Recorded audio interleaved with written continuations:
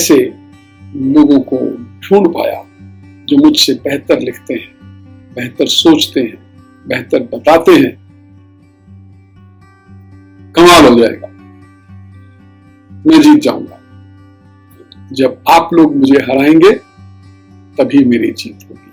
अक्सर one sided चलता है, ऐसा ही होगा। अक्सर घरों में जूनियर्स डिट्रैक्ट चलते हैं, क्योंकि कॉन्फिडेंस और आत्मविश्वास एक ऐसा शब्द है जो जनरली ग्रांटेड ले लिया जाता है और विनम्रता छोड़ दी जाती है। जो हमारी बात नहीं पूछते थे, कॉन्फ्रेंस में हमें जगह नहीं मिलती थी, हमारे पे कमांड करते थे, आज हम हमारी ओर ऐसे देखते हैं सिर्फ कि भारत क्या कहेगा, भारत की क्या प्रतिक्रिया है।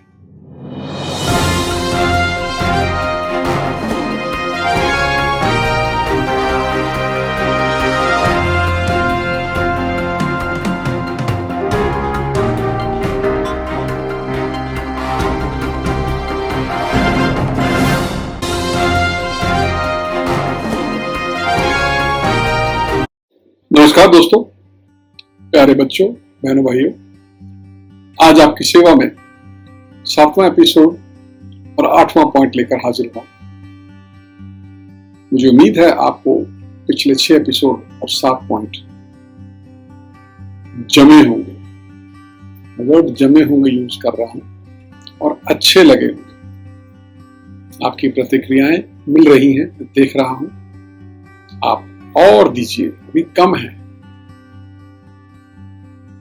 1 बार सुनिए, 2 बार सुनिए, 3 बार सुनिए, तब जाके आप अपनी अच्छी प्रतिक्रिया दे पाएंगे, अपना अच्छा रिएक्शन दे पाएंगे। क्लास में याद है टीचर क्या बोलता था कि लेसन को 1 बार पढ़ने से कुछ नहीं होगा, 2 बार पढ़ना पड़ेगा, 3 बार पढ़ना पड़ेगा। चौथी बार जब आप पढ़ोगे तो आप लेसन को 80% तक समझ पाओगे। तो जिंदगी के हर पड़ाव में, हर कहानी में पहली बार, दूसरी बार, तीसरी बार में एक आम आदमी नहीं समझ पाता है। मैंने आपको पहले कहा था ना कि पेन पेपर लेके बैठिए, क्योंकि जब हम सुनते हैं, देखते हैं, पढ़ते हैं तो 10 से 30% ही याद रह पाता है। अक्सर लोगों को 10-12% ही याद रहता है। थोड़े से ज्यादा को 12 से 18% याद रहता है। उससे थोड़े से ज्यादा 20 से 25% याद रहता है। उससे थोड़े से ज्यादा 22 से 30% उनको याद रहता है। जिनको 30% से ज्यादा याद रहता है उनको फिर लिखने की जरूरत नहीं होती, वो विरले होते हैं, आइंस्टाइन जैसे। तो मेरे दोस्तों, आप से मेरी गुजारिश है कि आप मेरे पिछले 6 एपिसोड दोबारा देखिए और सुनिए, उन पे अपने नोट्स बनाइए, अपने रिएक्शंस दीजिए, अपने कमेंट्स दीजिए, एक एक्सरसाइज बनाइए। मैं गारंटी करता हूं कि अगर आपने ये सीरीज 4 बार देख लिया, सुन लिया और अपने नोट्स बना लिए, आप कहीं भी पैराडॉक्सेस ऑफ लीडरशिप या नेतृत्व के विरोधाभासों पर सकुशल लेक्चर दे पाएंगे, एक अच्छे मोटिवेशनल स्पीकर बन पाएंगे, एक अच्छे मैनेजमेंट लीडर बन पाएंगे। फ्री में मिल रहा है दोस्त, ऐसे मत उड़ाओ। ढूंढो क्या है आपके अंदर मेरी बातों के जवाब में। हो सकता है मैं गलत हूं, अबल तो नहीं हूं। हो सकता है बहुत कुछ छूट गया हो सकता है आपके पास बहुत अच्छे अच्छे पॉइंट्स हो सकता है आप मेरे पॉइंट्स को बहुत ऊंचाई तक ले जाकर निखार दें। कितनी मजे की बात होगी अगर मैं अपने इस सीरीज के द्वारा 10 ऐसे लोगों को ढूंढ पाया जो मुझसे बेहतर लिखते हैं, बेहतर सोचते हैं, बेहतर बताते हैं। कमाल हो जाएगा, मैं जीत जाऊंगा। जब आप लोग मुझे हराएंगे तभी मेरी जीत होगी। आपको याद आ गई होगी बॉर्नविटा की है, मां बोलती है जब मेरा बेटा मुझे हराएगा उस दिन वास्तव में मैं जीत जाऊंगी। इसलिए जब आप मुझे हराएंगे उस दिन वास्तव में मैं जीत जाऊंगा। आज शुरू करते हैं एपिसोड नंबर 7 और पॉइंट नंबर 8। आगे पीछे चल रहा है ना, मजा आता है। पॉइंट नंबर 8 ये बोलता है, हमेशा आत्मविश्वास से भरपूर रहिए, लेकिन उच्च कोटि की विनम्रता के साथ। Always be confident yet humble. Confidence and humility, आत्मविश्वास और विनम्रता, ये जीवन के वो दो गहने हैं जो हमें वास्तव में इंसान बनाते हैं।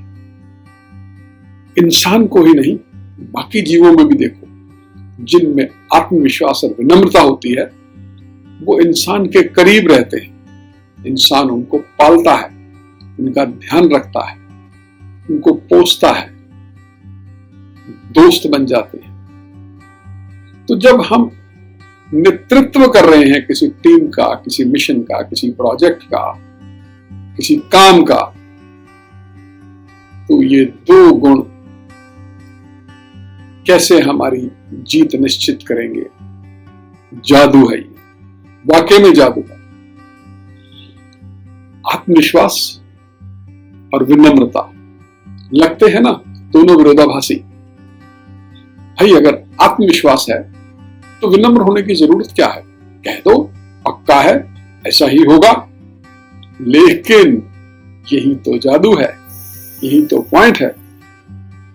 ये दो शब्द अगर हमने अपने जीवन में उतार लिए, एक नेता होने के नाते, एक अच्छा लीडर होने के नाते, तो ये आपकी कंपनी, आपके स्कूल, आपके कॉलेज, आपकी टीम, दोनों को सशक्त और अद्वितीय बना देगा। सोचिए, अपने घर में आपके बड़े होंगे, अक्सर वन साइडेड चलता है, ऐसा ही होगा। अक्सर घरों में जूनियर्स डिट्रैक्ट चलते हैं, क्योंकि कॉन्फिडेंस और आत्मविश्वास एक ऐसा शब्द है जो जनरली ग्रांटेड ले लिया जाता है और विनम्रता छोड़ दी जाती है।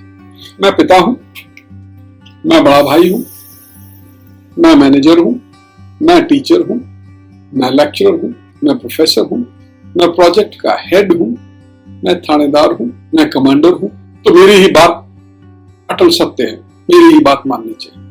यहां पर विनम्रता थोड़ी दूर छिटक जाती। लेकिन ये भी आपने जीवन में देखा होगा, हमसे ज्यादा ज्ञानवान है आप लोग। हमें तो पढ़ने के लिए किताबें ढूंढनी पड़ती थी, अखबार ढूंढने पड़ते थे, मैगजीन ढूंढनी पड़ती थी।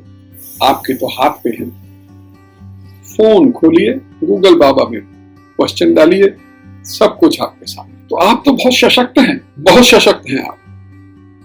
बस इन दो गुणों को अपनी शक्ति में सम्मिलित करके आप अपने आप को अद्वितीय बना सकते हैं।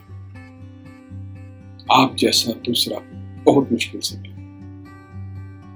मुझे गीत याद आ गया, आप जैसा कोई मेरी जिंदगी में आए तो बात बन जाए, शायर ने लिखा है। तो फिर लोग कहेंगे कि आप जैसा कोई मेरी कंपनी में आए तो बात बन जाए, आप जैसा कोई मेरे कॉलेज में आए तो बात बन जाए, आप जैसा कोई मेरे स्कूल में आए तो बात बन जाए। मोहब्बत करेंगे लोग, आकर्षित होंगे, चाहेंगे आपको अपने साथ रखना, अपने प्रोजेक्ट का इंचार्ज बनाना, अपनी टीम का इंचार्ज बनाना, अपने कॉलेज का हेड बनाना, अपने स्कूल का हेड बनाना, अपने ऑफिस में एक अच्छी पोजीशन देना।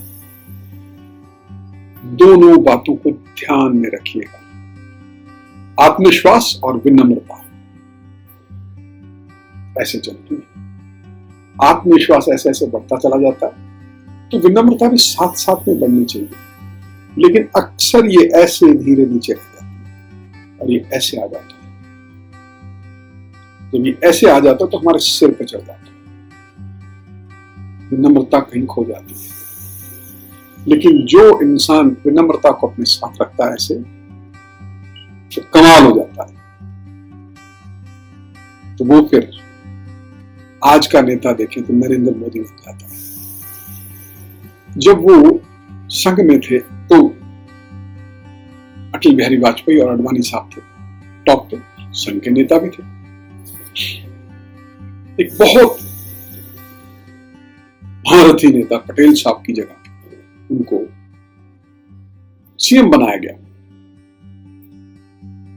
और लोग कहते थे ये बिल्कुल फेल हो जाएगा। 4 बार 20 साल तक गुजरात की हिस्ट्री में सबसे कामयाब चीफ मिनिस्टर थे। जब उनको प्रधानमंत्री के लिए लाया गया तो लोगों ने बोला he is not PM material, he is CM material. वो प्रधानमंत्री नहीं हो सकते, वो अच्छे मुख्यमंत्री हो सकते हैं। लेकिन देखिए पिछले 7 साल में देश को कहां से कहां ले गए। आज अमेरिका और रशिया हमारी तरफ देखते हैं, जो हमारी बात नहीं पूछते थे, कॉन्फ्रेंस में हमें जगह नहीं मिलती थी, हमारे पे कमांड करते थे, आज हम हमारी ओर ऐसे देखते हैं सिर कि भारत क्या कहेगा, भारत की क्या प्रतिक्रिया है। अभी बात आ गई ना, बिना बोले जवाब दीजिए, बिना कार्य किए प्रतिक्रिया दीजिए। ये हुआ कब? जब आत्मविश्वास और विनम्रता दोनों साथ साथ चले। बहुत कम बोलते हैं हमारे प्रधानमंत्री, लेकिन जब बोलते हैं इतना अच्छा बोलते हैं कि थोथे चने उन्हें जुमलाबाज कहने लगते हैं। मैं उनका कोई भक्त नहीं हूं, लेकिन एक अच्छी शख्सियत है वो, एक अच्छे नेता हैं वो, अच्छे लीडर हैं वो। पिछले कई साल से दुनिया के सबसे लोकप्रिय नेता रहे हैं। कोई तो कारण होगा, वही मैं चाहता हूं कि आप लोगों के अंदर एक बाहुबली की तरह नहीं, बाहुबली भी नेता होता है, लेकिन उसका आत्मविश्वास क्रूरता की तरफ होता है। उसका काम अलग है। आप बाहुबली नहीं बन रहे हैं, इसलिए आपको अपने आत्मविश्वास के साथ विनम्र रहते हुए अपने आप को प्रोफेशनल ड्यूटी निभाते हुए हर काम को करना चाहिए। शांत चित्त, शांत संकल्प, ये दोनों एक साथ मिल जाएं और आत्मविश्वास मिल जाए तो विनम्रता साथ चलती है। अक्सर हम अपने चित्त को अशांत कर देते हैं जब हमें सक्सेस मिलती है। चित्त को अशांत किया तो संकल्प अपने आप अशांत हो गया। हमें आत्मविश्वास आया भी, लेकिन वो महत्वाकांक्षा बन गया। विनम्रता तो रहेगी नहीं। जहां शांति गई वहां विनम्रता साथ साथ चली गई।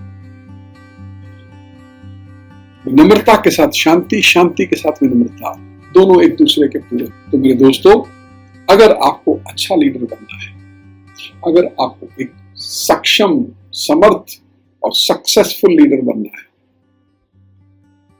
तो कॉन्फिडेंस विद ह्यूमिलिटी, विनम्रता के साथ आत्मविश्वास को हमेशा बढ़ावा दीजिए। कभी भी ओवर प्रिपेयर्डनेस को मत शो करिए।